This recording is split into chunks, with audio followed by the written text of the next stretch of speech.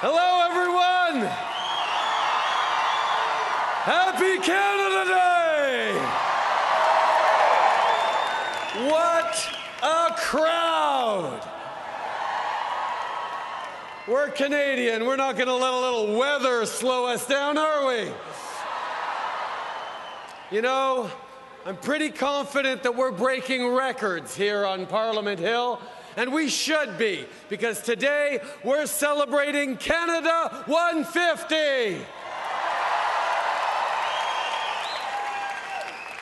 I'd like to acknowledge that we are on the ancestral lands of the Algonquin people, and I want to start with a thank you to the hundreds of thousands here on the Hill coming together in our nation's capital. Thank you for being here. And to the millions more in your homes across the country, maybe watching through the screen door while trying not to burn the hot dog buns on the barbecue. Remember, lightly toasted. Or chilling with friends and neighbors in the local park, festooned in red and white. Thank you for celebrating with us today. And to our expat friends and family gathered in far-off places like the Maple Leaf Pub in London or the Big Bite in Hong Kong, thanks for joining us. We love you and miss you right back. And I have no idea what time it is where you are, but cheers. I'd also, of course, like to thank the Royal Highnesses, the Prince of Wales and the Duchess of Cornwall for being with us today to mark this tremendous celebration. Merci, mes amis. 150 years since Confederation. A nice, round number that's as good a reason to celebrate as any. To throw a massive party and invite the friends and neighbors, to reflect on our past, to cheer on today, and to recommit ourselves to the future. But let's not kid ourselves.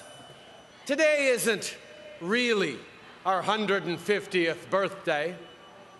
We're much older than that. Canada and the idea of Canada goes much further back than just 150 years. For thousands of years, in this place, people have met, traded, built, loved, lost, fought, and grieved. They built strong communities. They worked hard to build better lives for their kids and learned to lean on their neighbors. You learn to lean on your neighbors in this place to get through the long, cold winter nights, to thrive in the daunting landscapes that stretch across Turtle Island. Et depuis plusieurs siècles déjà, des familles ont fait la grande traversée à la recherche d'un meilleur avenir pour leurs enfants, et ils ont choisi de bâtir leur vie ici.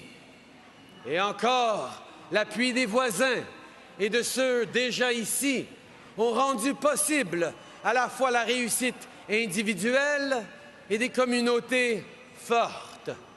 Alors, certainement, le Canada est bien plus vieux que ses 150 ans, mais soyons honnêtes, le Canada est plus jeune aussi.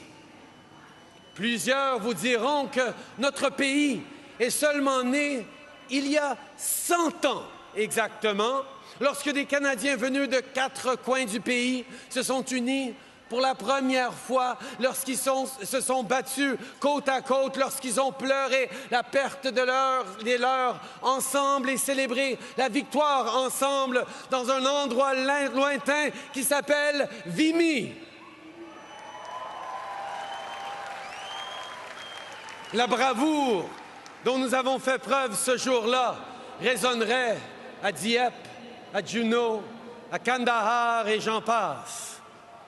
But we took our place on the world stage too through constructive engagement, from this crisis in the Suez to the floor of the UN, by welcoming the world to come see who we are as we figured out for ourselves with Expos 67 and 86. with Olympic Games in Montreal, in Calgary, in Vancouver.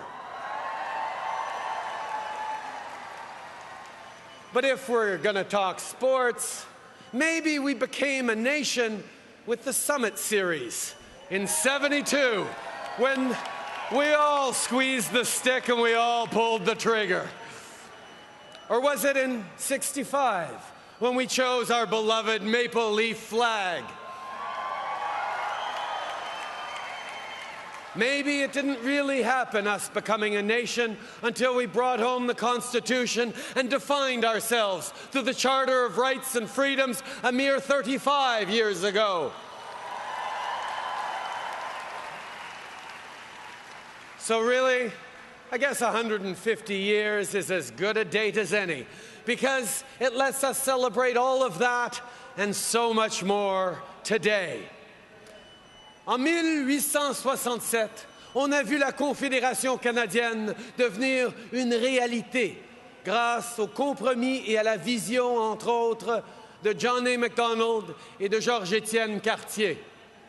Ce fut un partenariat entre 4 provinces qui est devenu quelque chose de beaucoup plus grand. Un pays extraordinaire, prospère et généreux.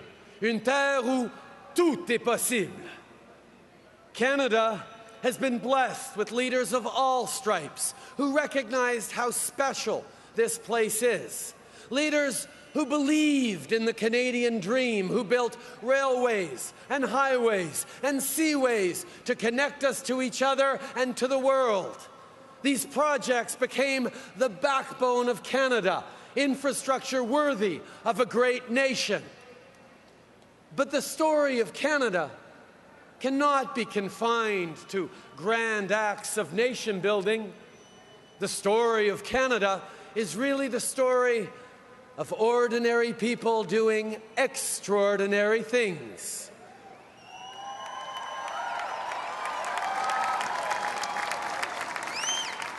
The valor of Francis Pegamogabo, the courage of Viola Desmond, the leadership of Thérèse Casgrain, the tenacity of Terry Fox. It's in these people that the true story of Canada is told. Their triumphs are unique, but the values that underpin them are Canadian values. William Lyon Mackenzie King a dit que la citoyenneté était en fait une forme de service public. Il avait raison. Avoir la citoyenneté canadienne, ça veut aussi dire servir le Canada. Ça veut dire croire en quelque chose de plus grand que chacun d'entre nous. Parce que nous avons de quoi être reconnaissants envers ce pays qui nous a tant donné. Des millions de gens venus de partout dans le monde ont choisi de vivre au Canada. D'autres ont eu la chance d'être nés ici. Mais nos histoires se ressemblent. C'est ici que nous avons rencontré nos amis d'enfance, ici que nous sommes tombés amoureux pour la première fois, ici que nous avons élevé nos enfants. Mes amis, on se rejoint par le plus beau cadeau qu'on a jamais reçu, la citoyenneté canadienne.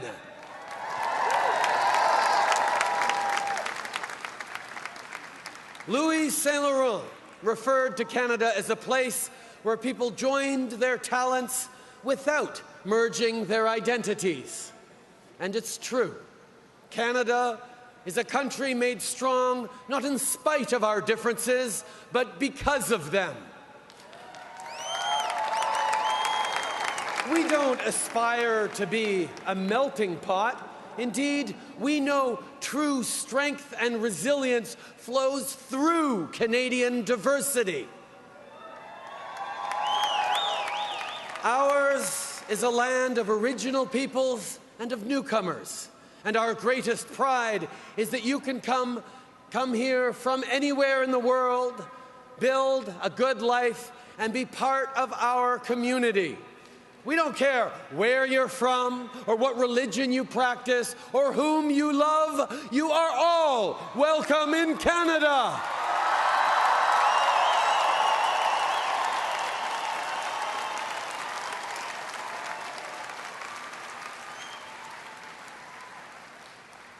Mais n'oublions pas que si aujourd'hui le Canada est un endroit véritablement multiculturel et ouvert sur le monde, ce n'est pas le fruit du hasard. Il y a 150 ans, l'existence même de notre pays dépendait de notre capacité à accepter que les citoyens d'un même pays pouvaient parler différentes langues, qu'ils pouvaient être issus de différentes cultures. Elle dépendait de la coexistence pacifique et active entre des personnes différentes les unes des autres. Au fil du temps, le caractère bilingue de notre pays est devenu un élément central et définitif de notre identité et d'une politique officielle. D'un bout à l'autre du pays, on parle français et anglais, en plus de centaines d'autres langues. And so, diversity has always been at the very core of Canada over the centuries. It's the foundation upon which our country was built. We may be of every color and creed from every corner of the world. We may live in British Columbia, Yukon, the Northwest Territories, Saskatchewan, Manitoba, Nunavut, Ontario, Quebec, New Brunswick, Prince Edward Island, Nova Scotia, or Newfoundland and Labrador.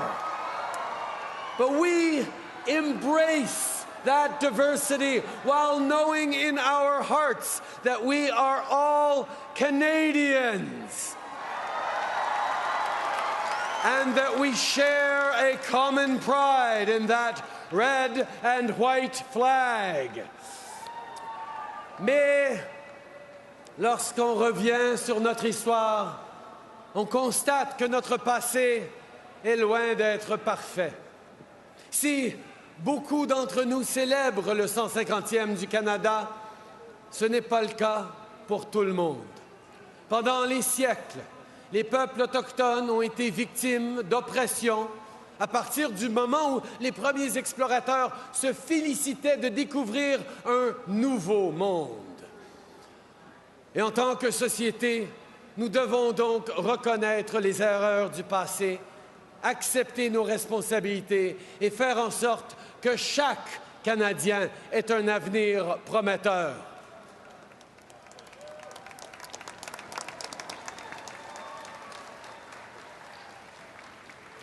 Nous avons beaucoup de travail devant nous pour nous réconcilier avec les Premières Nations, la nation métisse, les Inuits.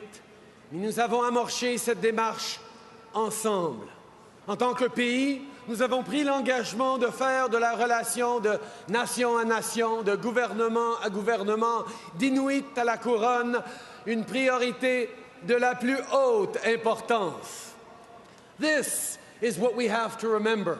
We can achieve reconciliation, but in order to get there, we must educate ourselves and dedicate our efforts to progress and work very, very hard to see it through over the coming years and decades. It is a choice we make, not because of what we did or what we were, but because of who we are. Let us be known the world over for our integrity, for our compassion, and for our never-ending desire to be better so we can do better. That's the Canadian way. Whether it was building a railway through the Rockies or a quantum computer, Canadians know that better is always possible. La réussite du Canada n'est pas le fruit du hasard et elle ne continuera pas sans effort. Notre travail consiste maintenant à faire en sorte que chaque Canadien ait une chance réelle et égale de réussir. Nous devons créer un environnement dans lequel la classe moyenne et ceux qui travaillent fort pour en faire partie puissent se bâtir une vie meilleure. And we have to work together to combat climate change, one of the greatest crises facing our planet.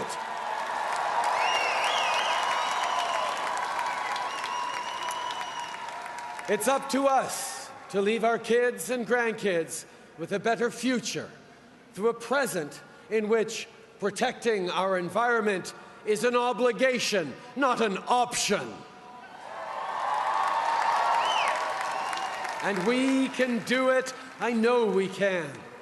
My friends, many of you have come here from great distances. So take a second, look around, and really take in this moment. You are all a part of history.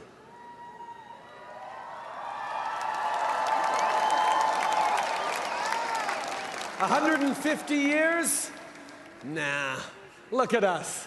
Canada is being born today. And thanks to all of you, it will be again tomorrow. You know, when we set out in the world, many of us do so with a maple leaf sewn onto our backpacks. But all of us have that maple leaf engraved onto our souls. It's a subtle, quiet pride in knowing that we are blessed to be citizens of the best country on earth. So be proud of our accomplishments. Be proud of our country, for this is Canada and this is home.